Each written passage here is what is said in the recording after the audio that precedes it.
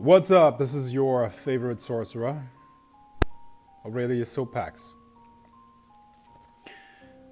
I want to talk about a topic that is often being asked about, that is one of the most important topics in this whole thing that we call witchcraft and the occult, which is psychic self-defense. Look, one of my favorite books is The Art of War by Sun Tzu. Very old, but still very good, very relevant. Definitely a writing that has stood the test of time. And reading and studying it as, first of all, a martial artist, but on the other hand, also an occultist, a metaphysicist,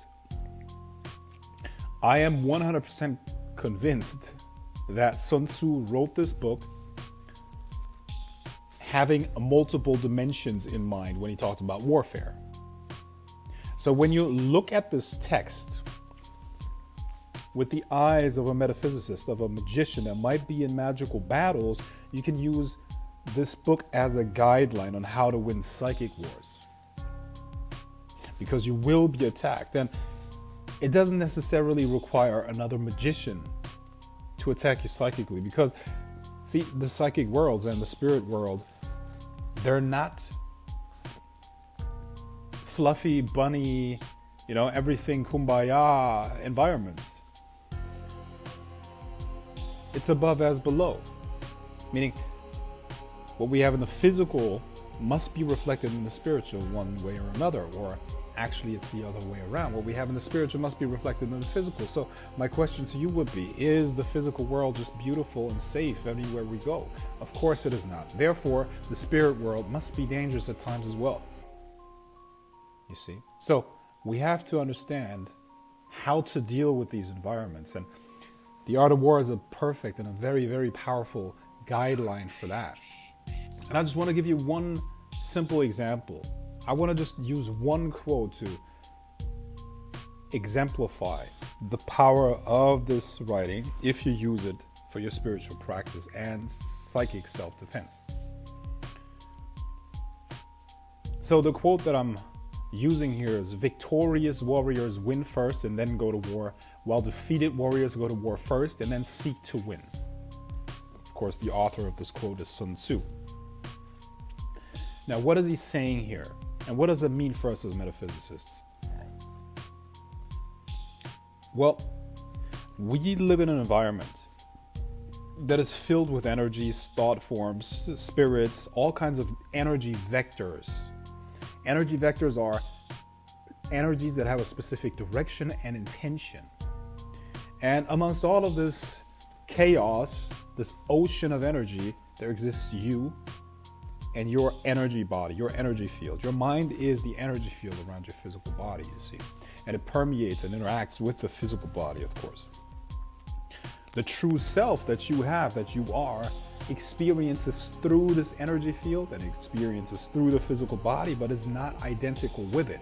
It can experience beyond it, even independent of it. It can go from incarnation into new incarnations and explore different worlds and states of being. So you're surrounded by all of this energy and this energetic chaos, and our task is here, if we want to create something, and really the purpose of life and the meaning of life is not happiness or any of that stuff. It is really about mastering the self.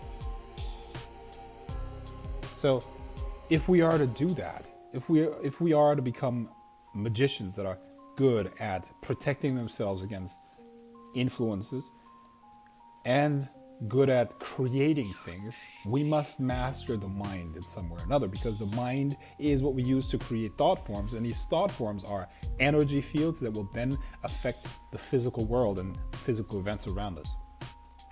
So if you're being psychically or spiritually attacked, energy fields that might be generated by another person or that are just there for various reasons attack or influence your energy body to try to get you to do something that is in their best interest. Maybe they want to feed off of you. Maybe they want to create something out of you, whatever. And what you have to understand is that most people are not in control over their energy field.